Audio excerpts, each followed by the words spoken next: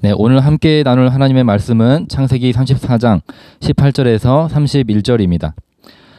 창세기 34장에서는 야곱의 딸 디나가 이 성폭행이라는 끔찍한 일을 당합니다.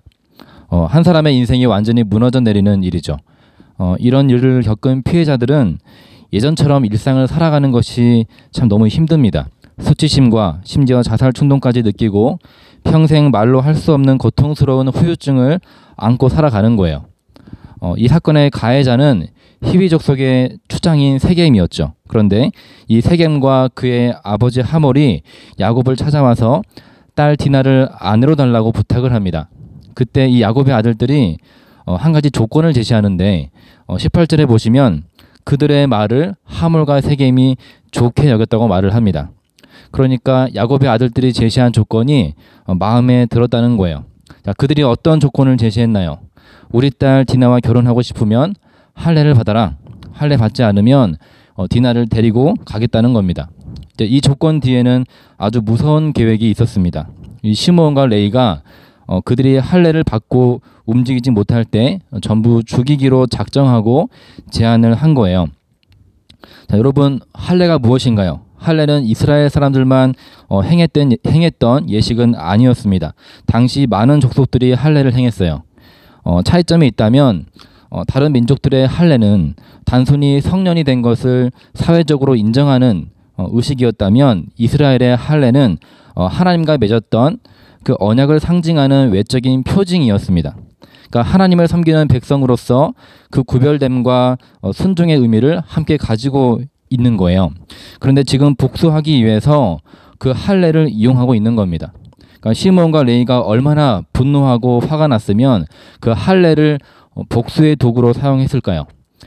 특별히 이 두 사람은 디나와 같은 그 어머니 레아 밑에서 태어난 친오빠들입니다. 여러분, 우리도 가족이 이러한 끔찍한 일을 당한다면 어떤 수단과 방법을 가리지 않고 복수하려고 할 거예요. 이제 그들의 마음이 그 정도로 힘들고 화가 났던 것 같습니다. 충분히 이해할 수 있는 감정인 것이죠. 그런데 이 제안을 듣고 하몰과 세겜은 기꺼이 할례를 받기로 결정을 했다는 겁니다. 이제 이런 결정을 내린 이유가 있습니다. 19절에 나오죠. 19절에 보시면 이 소년이 할례 받는 것을 망설이지 않았는데 그 이유가 뭐냐면 그가 야곱의 딸 디나를 사랑하기 때문이라는 거예요. 여러분은 세겜이 디나를 사랑했다는 이 표현을 보시고 어떤 생각이 드시나요? 세겜은 정말 디나를 사랑했을까? 기록된 말씀대로 세겜은 디나를 사랑했을 거예요. 그러나 그 사랑이 과연 정상적인 사랑이라고 생각하십니까? 34장 3절에 보면 디나를 향한 세겜의 마음이 기록되어 있어요. 세겜이 디나에게 연연하며 그 소녀를 사랑했다고 말합니다. 여기에서 연연했다는 것은 다바크라는 단어인데 달라붙었다, 집착했다라는 말입니다. 그러니까 강압적으로 성폭행을 하고 이제는 디나에게 달라붙고 집착하고 사랑한다고 말하는 사람이 세겜인데 이것을 정상적인 사랑이라고 보기에는 어려운 것입니다. 물론 세겜의 입장에서는 그게 사랑이라고 주장할 수 있겠지만 과연 디나 입장에서도 이걸 사랑으로 느끼고 받아들였을까? 남녀가 서로 사랑을 하면 둘 다 비슷한 감정을 느끼고 서로가 행복해야 되는데 디나는 지금 너무나 비참한 상황 가운데 있는 겁니다. 그 고통과 아픔이 채 가시기도 전에 지금 이런 일이 벌어지고 있는 거예요. 세겜이 정말로 야곱의 딸 디나를 사랑했다면 그가 가장 먼저 해야 될 행동은 디나를 달라고 가족들을 찾아가는 게 아니라 먼저 자신의 잘못을 인정하고 디나와 그 가족들에게 용서를 구해야죠. 그게 순서인 것이죠. 그리고 자신의 잘못에 대한 합당한 대가를 치러야 하는 거예요. 그런데 그런 행동이나 말이 전혀 없습니다. 22절, 23절에 보시면 이런 말을 합니다. 할례를 받아야 그들이 우리와 함께 할 것이고 그들의 가축과 재산과 그들의 모든 짐승이 우리의 소유가 되지 않겠느냐. 그러니까 이것만 봐도 그 세겜의 사랑이 순수하다고 말할 수 없는 거예요. 세겜과 그 아버지 하몰의 속셈이 보입니다. 순수하게 디나를 사랑한다는 이유만으로 할례를 하겠다는 게 아니었어요. 여러 가지 부분에서 이익을 따져보고 내린 결정이었습니다. 야곱의 재산을 흡수하기 위해서 저울질을 하고 있었던 거예요. 겉으로는 마치 디나를 사랑한다는 이유만으로 하는 것 같지만 속마음은 그렇지 않았다는 겁니다. 여러분은 세겜이란 인물을 어떻게 보시나요? 이 세겜이라는 사람은 본인이 갖고 싶은 게 있으면 그것이 물건이든 사람이든 그것을 취할 때까지 수단과 방법을 가리지 않는 사람처럼 보입니다. 처음에는 디나를 강제로 끌어들여서 취하고 이제는 야곱의 그 모든 재산까지 취하려고 하는 아주 파렴치한 욕심 많은 사람인 거예요.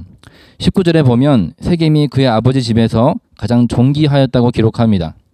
세겜이 그의 아버지 집에서 가장 존귀한 자라고 해서 그가 저지른 이 성범죄를 묵인하고 그냥 지나갈 수는 없는 거예요. 20절에 보면 하몰과 그의 아들 세겜이 성읍 문에서 사람들에게 할례를 받자고 설득하기 시작합니다. 그 당시에 성문은 아주 중요한 장소였어요. 성문에서 원로들이 모여서 재판을 하고 또 성읍의 중요한 의사결정을 내리는 장소가 바로 이 성문입니다. 바로 이 성문에서 하물과 세겜은 할례를 받자고 사람들을 설득하고 있는 거예요. 야곱의 사람들로 하여금 우리 땅을 팔아서 거주하게 하고 그들이 우리와 함께 통혼하게 하자는 겁니다. 자, 왜 그렇습니까? 통혼을 시작하면 이제 피가 섞입니다. 그렇게 되면 상대적으로 소수였던 야곱이 세겜화되는 거예요. 궁극적으로, 문화적으로, 경제적으로 야곱의 가족들을 흡수하기 위한 것입니다. 자, 이 제안을 성읍 사람들이 다 받아들입니다. 어떤 사람도 반대 의견을 내지 않아요. 그렇게 성문을 출입하는 모든 성인 남자들이 할례를 받기로 한 겁니다. 여러분, 성문이 어떤 곳이라고 했나요? 재판을 하는 곳이고 중요한 문제를 의논하는 결정을 내리는 곳입니다. 이 세겜과 그 아버지와 그리고 그 성읍 사람들이 조금이라도 그 디나의 사건 앞에서 책임을 느꼈다면 성문에서 이런 문제를 놓고 이야기할 게 아니라 어떻게 해야 되나요? 누군가는 디나의 사건을 이야기해야죠. 아무리 그 성읍의 지도자라 할지라도 잘못을 했다면 사람들 앞에서 재판을 받고 정의로운 법 집행이 이루어지게 해야 되는 거예요. 그런데 그렇지 않았죠. 그 성읍 사람들도 세겜의 죄를 묵인하고 있습니다. 여러분이 이런 불의한 상황을 만난다면 어떻게 반응하실 건가요? 창세기 34장에서는 두 가지 반응이 보입니다. 첫 번째는 야곱의 반응인데요. 5절에 보시면 야곱은 잠잠히 침묵합니다. 두 번째는 야곱의 아들들의 반응인데 그들은 그 성읍의 모든 남자들을 다 살해했습니다. 여러분은 두 반응 중에 어느 모습이 옳다고 생각하시나요? 우리는 야곱처럼 침묵해야 합니까? 야곱이 왜 침묵했나요? 30절에 보면 야곱이 아들들에게 이렇게 말을 합니다. 너희가 내게 화를 끼쳐 나로 하여금 이 땅의 주민들에게 악취를 내게 하였도다. 나는 수가 적은즉 그들이 모여 나를 치고 나를 죽이리니 그러면 나와 내 집이 멸망하리라. 여기에서 악취가 나게 했다는 것은 이 땅의 주민들로 하여금 증오와 미움을 받도록 너희가 만들었다는 거예요. 그러니까 야곱의 침묵은 하나님을 바라보고 하나님의 일하심을 기대하는 믿음에서 나온 침묵이 아니었습니다. 그냥 주변 사람들이 두려웠기 때문에 침묵했던 거예요. 그렇다면 두 번째 야곱의 아들들의 행동은 어떠한가요? 할례를 받은 후 사흘째 되는 날 남자가 가장 약해져 있는 상태죠. 그때 디나의 오빠 시몬과 레이가 칼을 차고 몰래 기습을 합니다. 그리고 대량 학살극을 벌입니다. 솔직한 심정으로는 이런 걸 사이다라고 하죠. 통쾌합니다. 성범죄자뿐만 아니라 그것을 묵인하고 지나간 사람들까지 모조리 응징하는 것이 한편으로는 속이 후련한 거예요. 시몬과 레이의 그 반응이 사실 야곱의 침묵보다는 훨씬 이해가 갑니다. 그 땅에서 힘있고 돈 좀 있다고 하는 지도자가 자기 여동생을 성폭행했는데 단 한마디의 사과도 하지 않고 재판도 하지 않고 그냥 와서 자기 여동생을 달라고 하면 누구라도 이렇게 반응하지 않겠습니까? 11절 12절에 보면 세겜이 이런 말까지 합니다. 이 소녀만 내게 주어 아내가 되게 하라. 아무리 큰 혼수와 예물을 청할지라도 너희가 내게 말한 대로 주리라. 여러분, 세겜은 지금 피해자의 마음을 전혀 고려하지 않고 말을 하고 있어요. 이 말을 야곱의 가족들이 들었을 때 어떤 생각이 들었을까요? 오늘 본문 말씀 31절에 보시면 이렇게 기록합니다. 그들이 이르되 그가 우리 누이를 창녀같이 대우함이 옳으니이까. 마치 디나를 그렇게 대우하는 것처럼 비참하게 들렸다는 거예요. 어떤 몸값이라도 지불할 테니까 디나를 아내로 달라는 말로 들었다는 것입니다. 우리는 말을 할 때 상대방의 입장을 배려하지 않고 내 입장에서 말을 할 때가 많아요. 그리스도인이라면 누구보다 상대방을 배려할 줄 알아야 되고 그들의 입장에서 단어를 선택하고 또 사용해야 하는 것입니다. 오늘 본문을 통해서 우리가 알 수 있는 것은 세겜과 하몰 그리고 야곱과 그 아들들이 했던 그 모든 행동들이 디나에게 아무 도움도 주지 못하고 있다는 거예요. 야곱이 침묵하는 것이 디나를 배려하는 것입니까? 비겁한 침묵이죠. 야곱의 아들들이 칼을 들고 들어가서 그 성읍의 모든 사람들을 죽이는 것이 디나의 상처를 치유하고 도와주는 것인가요? 그것이 디나를 돕는 게 아니죠. 오늘날 우리가 살아가는 사회도 성범죄가 끊이지 않습니다. 수많은 피해자들이 있습니다.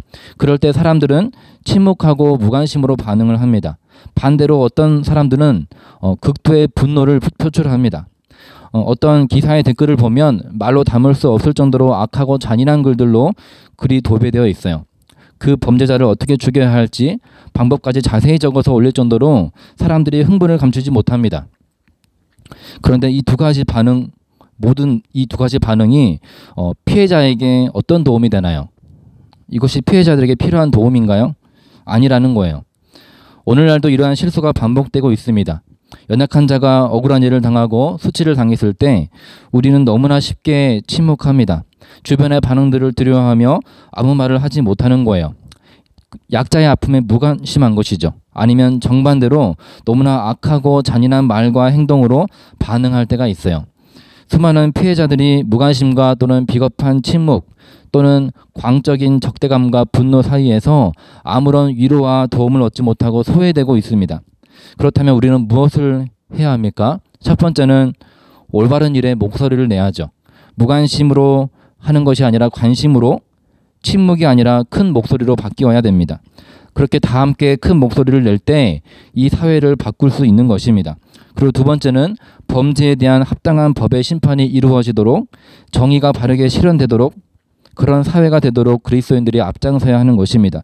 우리 사회에 힘없고 약한 사람들이 억울한 일을 당하지 않도록 돕고 돈이 있다고 권력이 있다고 해서 법을 피해서 달아나는 사람이 없도록 하는 것이죠. 기독교 청년들이 열심히 실력을 쌓으셔서 정치, 경제, 법, 사회, 문화 곳곳에 들어가셔서 억울한 사람이 없도록 돕고 또 약한 자들에게 힘이 되어주시고 또 돈 있고 힘이 있는 사람들도 법 앞에서는 누구나 원칙대로 공정하게 설 수 있도록 힘써주시기를 주님의 이름으로 부탁을 드립니다. 그래서 이 시대에는 디나와 같은 피해자가 나오지 않아야 되고 그들이 하나님의 사랑으로 위로를 받고 다시 용기를 얻을 수 있는 그런 사회를 함께 만들어 가기를 소망합니다. 하나님의 나라를 이 땅에 실현하는 저와 여러분 되시기를 주님의 이름으로 축복합니다.